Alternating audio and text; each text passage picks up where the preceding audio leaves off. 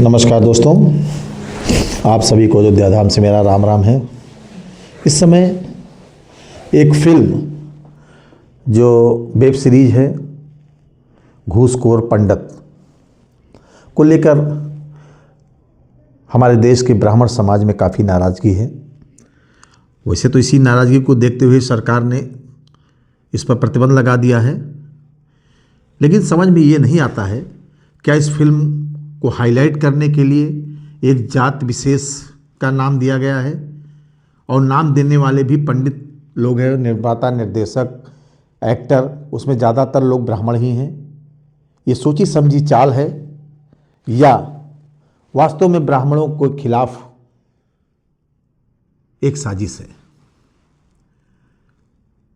The पंडित को लेकर के पूरे ब्राह्मण समाज में, पूरे देश के ब्राह्मण समाज में काफ़ी नाराज़गी व्यक्त की जा रही है।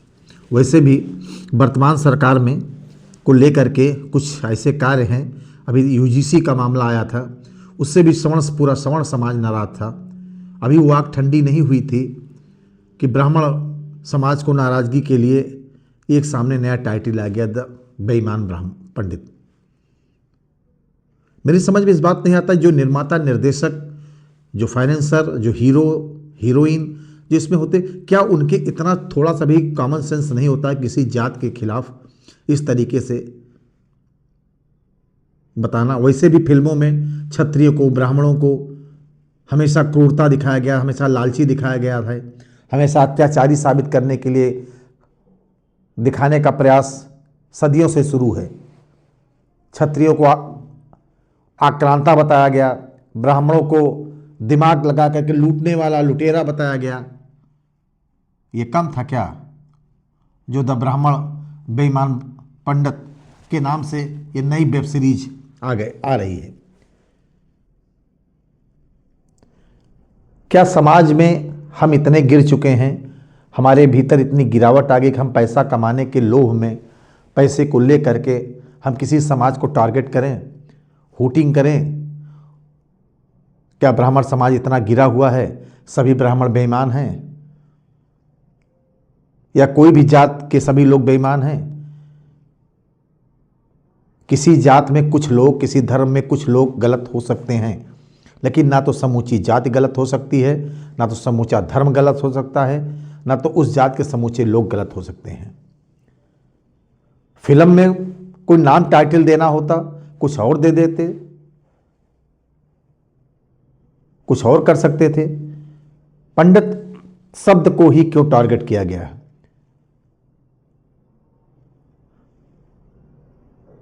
क्या ब्राह्मण समाज के खिलाफ बोलना अब आसान हो गया है?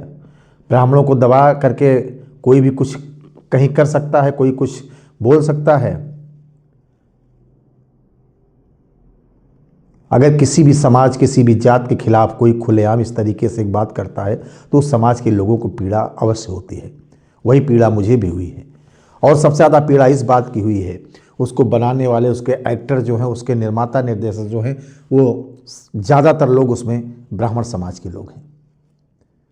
क्या पैसे की इतनी भूख हो गई है कि अपने समाज को ही रौंद करके हम आगे बढ़ेंगे? मनोज बाजपेयी जी इतनी वेब सीरीज लाए, पिक्चर लाए, उसमें इतना उनका अच्छा रोल था, क्या मनोज बाजपेयी जी को नहीं, उनका कलेजा नहीं कांपा कि मैं एक बिरादरी को टारगेट कर रहा हूं? हो सकता है मैंने तो वेब सीरीज नहीं देखी, हो सकता है उसमें कुछ अच्छा काम भी हो, लेकिन जब टाइटल इतनी गंदी होगी तो तूफान तो आएगा ही। जब टाइटल इतनी गंदी होगी तो तूफान तो आएगा ही, और जब तूफान आएगा तो एक तरफा सबको बहा ले जाएगा। मैं बार बार कहता हूं, कोई समाज गलत नहीं है, कोई जाति गलत नहीं है, कोई धर्म गलत नहीं है। हाँ, जाति में, धर्म में, समाज में कुछ लोग हो सकते हैं, उन्हें आप पर्टिकुलर नाम दे सकते हैं, नाम लेकर के आप बता सकते हैं।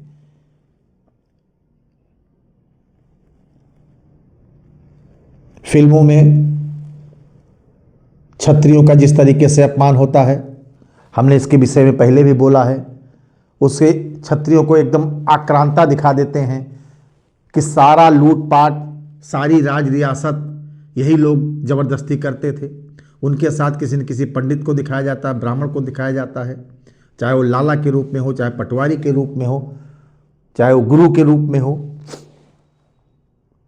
फिल्मों ने अगर सबसे ज़्यादा शोषण दो जातियों का किया है तो ब्राह्मण और क्षत्रिय का किया है।